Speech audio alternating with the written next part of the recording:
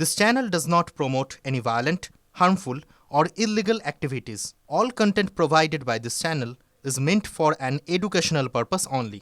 আদিবাসীদের ভুল বুঝে এসআইআর ফর্ম পূরণ না করায় প্ররোচনা দেওয়ার অভিযোগ। ওড়িশা ও বাঁকুড়ার বারিকুল থেকে গ্রেফতার চক্রের দুই পান্ডা ৩,০০০ টাকা করে নিয়ে মাঝি সরকারের সদস্যপদ দেওয়া হচ্ছিল বলে অভিযোগ। বলা হচ্ছিল মাঝি সরকারের সদস্যপদ নিলে গোটা দেশে বিনা ভাড়ায় যাতায়াত সহ বিভিন্ন সুবিধা মিলবে। বাঁকুড়ার রানীবাঁধ ও পুরুলিয়ার বান্দোয়ানের একাধিক গ্রামের আদিবাসীরা এসআইআর ফর্ম পূরণ করতে চাইছিলেন না। তাদের দাবি তাদের নিজস্ব আন্তঃরাষ্ট্রীয় মাঝি সরকার রয়েছে, তারা এসআইআর এ অংশ নেবেন না। বিক্ষোভ দেখানো হয় সরকারি আধিকারিকদের। আর এরপরই ওই আন্তঃরাষ্ট্রীয় মাঝি সরকারের বিষয়ে খোঁজ খবর শুরু করে বাঁকুড়া জেলা পুলিশ ও প্রশাসন। আদিবাসীদের সচেতনতায় ময়দানে নামলো একাধিক আদিবাসী সংগঠন।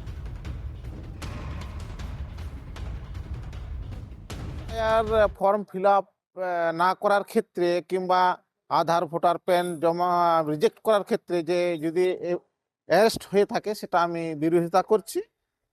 মানুষকে সঠিকভাবে বুঝিয়ে যারা ভুল মানুষের প্ররোচনায় ভুল পথে হাঁটছে তাদেরকে সচেতন করে সঠিক রাস্তা দেখানো এটা প্রশাসনের দায়িত্ব। অ্যারেস্টটা ঠিক পদক্ষেপ নয়। এই এসআইআর যারা জমা করার জন্য যারা বুঝাচ্ছে, ভুল বুঝিয়েছে, এসআইআর তো একান্ত করা দরকার, পূরণ করা দরকার।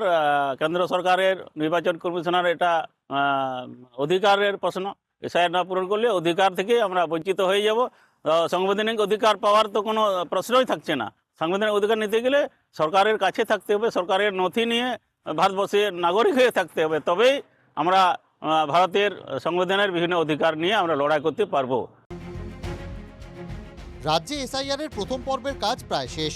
কমিশনের দেওয়া তথ্য বলছে প্রথম পর্বে 99.75% কাজ শেষ হয়ে গিয়েছে। কাজ যেমন দুরন্ত গতিতে চলছে, তেমনই রাজনীতির পারদও চড়ছে দুরন্ত গতিতে। কোচবিহারের সভা থেকে এসআইআর নিয়ে ফের বিজেপি ও নির্বাচন কমিশনকে তোপ দাগলেন মুখ্যমন্ত্রী। তুললেন চক্রান্তের অভিযোগ। পাল্টা উড়ে এলো পদ্ম শিবিরের দিক থেকেও। 1 কোটি লোকের নাম বাদ দিতে হবে। এসআইআর-এ সবাই নাম তুলবেন, কারণ এটা ওদের চালাকি। সামনে নির্বাচন আছে, যদি আমরা না অ্যালাউ করি তাহলে ওরা রাষ্ট্রপতি শাসন করে ভোট করবে। বিজেপির হাতে রাজ্য গেলে বাংলাটা শেষ হয়ে যাবে। আমরা যেটা ইতিমধ্যে জেনেছি যে এখন যে হেয়ারিং হবে, সেই হেয়ারিংয়ে 1 কোটিরও ওপরে হেয়ারিং হবে। আর সেই হেয়ারিংগুলো যাতে ট্রান্সপারেন্সি বজায় থাকে তার জন্য আমরা সিওর কাছে আবেদন জানিয়েছি। কথার লড়াই এখানেই শেষ নয়। মুখ্যমন্ত্রীর অভিযোগ চূড়ান্ত ভোটার লিস্ট প্রকাশ করেই নির্বাচন ঘোষণা করা হবে। ফাইনাল লিস্টের নামটা আছে কিনা দেখতে হবে। এদের চালাকি হচ্ছে, ফাইনাল লিস্ট তৈরি করেই তারপরের দিন ইলেকশন ডিক্লেয়ার করে দেবে, যাতে কেউ কোর্টে যেতে না পারে। এই জন্য উনি সব জেনে গেছেন, উনি বুঝতে পারছেন যে একের পর এক কী হতে চলেছে, এবং এটাও উনি ভালো করে জেনে গেছেন যে এই বৈতরণী এই নির্বাচনে 2026-এর নির্বাচনে মমতা বন্দ্যোপাধ্যায় সরকার পার করতে পারবে না। রাজনৈতিক দলগুলোর মধ্যে তরজা যখন চরম পর্যায়ে, তখন মঙ্গলবার সন্ধে পর্যন্ত পাওয়া নির্বাচন কমিশনের তথ্য বলছে রাজ্যে অসংগৃহীত এনুমারেশন ফর্মের সংখ্যা 57,01,548, যার মধ্যে মৃত ভোটার 24,08,574, স্থানান্তরিত ভোটারের সংখ্যা 19,80,393, খোঁজ পাওয়া যায়নি এমন সংখ্যা 11,27,643। কমিশনের স্ট্রাইক রেট বাড়ছে, পাল্লা দিয়ে ঝোড়ো ব্যাটিং বঙ্গ রাজনীতির। পূর্বাভাস বলছে নতুন বছরে রাজনীতির টি-20 অনেক রেকর্ড ভেঙে দিতে পারে। Bureau report, TV9 Bangla. Bangla 100 দিনের কাজ শুরু হবে ঠিকই, কিন্তু কবে থেকে হবে সেটা স্পষ্ট নয়। আর এই আবহে কেন্দ্রকে নিশানা মুখ্যমন্ত্রীর। কোচবিহারের সভায় কেন্দ্রের বক্তব্য যে কাগজে লিখে এনেছিলেন সেটা সভা মঞ্চে ছিঁড়ে ফেললেন মমতা বন্দ্যোপাধ্যায়। পাশাপাশি ঘোষণা করলেন রাজ্যের প্রকল্পই চলবে। ব্যর্থতা ঢাকতে কাগজ ছেঁড়ার নাটক, পাল্টা সুর চড়িয়েছে বিজেপি।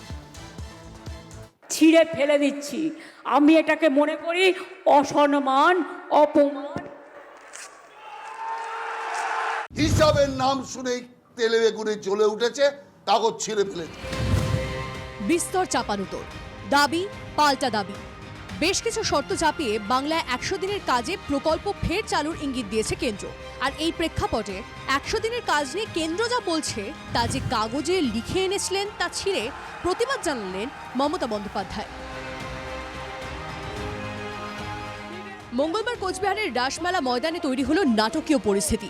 100 দিনের প্রকল্পে কেন্দ্রের অবস্থান নিয়ে মুখ্যমন্ত্রীর অভিযোগ, বাংলাকে অপমান করা হচ্ছে। 100 দিনের কাজ বাংলায় করবে, তোমাদের ভিক্ষে আমরা চাই না। তাই এই কাগজটাকে ছিঁড়ে ফেলে দিচ্ছি। আমি এটাকে মনে করি অসম্মান, অপমান। ভুয়ো জব কার্ড, অযোগ্য ব্যক্তিদের সুবিধা পাইয়ে দেওয়ার অভিযোগ।